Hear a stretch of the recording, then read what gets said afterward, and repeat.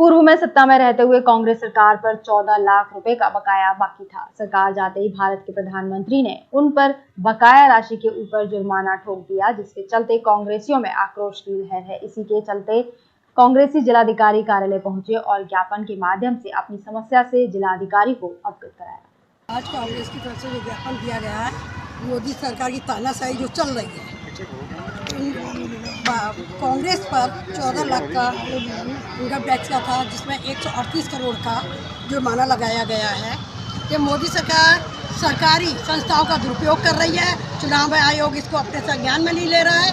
मेरी विनती है चुनाव आयोग से इसको अपने संज्ञान में लेके ये सारी तानाशाही रवैया जो अपना रहे हैं और सरकारी संस्थाओं का उपयोग कर रहे हैं, उसमें अपने संज्ञान में लेके उन पर कार्रवाई करें और जो भी है उसका निष्पक्ष कार्य करें। इंडिया गठबंधन से तानाशाही सरकार, मोदी सरकार इतनी डरी हुई है कि वो उल्टे सीधे हथकंडे अपनाकर किसी तरह चुनाव को रोकना चाहती है। निष्पक्ष चुनाव ना हो, ईवीएम का भी उसका चल रहा है। दूसरा ये है कि जितने भी राजनीतिक दल है उन पर ईडी भेजकर सीबीआई लगाकर सरकारी संस्थाओं का दुरुपयोग कर रही है, जिसके कारण चुनाव प्रभावित हो रहा है।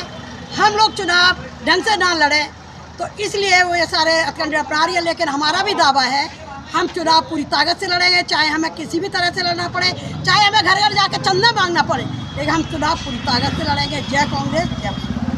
आज ये ज्ञापन हमने मोदी सरकार की तानाशाही और उस तानाशाही रवैये के खिलाफ, चूँकि कांग्रेस सरकार पर 14 लाख का बकाया था, उसके लिए उन्होंने 138 करोड़ की पेनल्टी लगाई है। ये सोची समझी साजिश के तहत कांग्रेस के पास जब पैसा नहीं होगा तो वो चुनाव नहीं लड़ पाई। आज मोदी जी इंडिया गठबंधन से इस तरह बुरी तरह बौखलाए हुए हैं क्योंकि उन्हें पता लग गया है कि बिहार से इनकी सफाई हो रही है, महाराष्ट्र से इनकी सफाई हो रही है, उत्तर प्रदेश से इनकी सफाई हो रही है।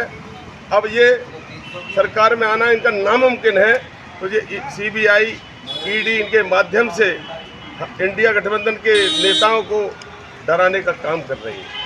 आज आपने देखा कि जिस तरीके से जब आचार संहिता लागू हो जाती थी तो सारी की सारी निष्पक्ष कार्रवाई होती थी, लेकिन आज फिर भी सरकार, जैसे लग रहा है कि देश में अभी आचार संहिता लागू नहीं हुई है और सरकार के इशारे पर अधिकारी काम कर रहे हैं।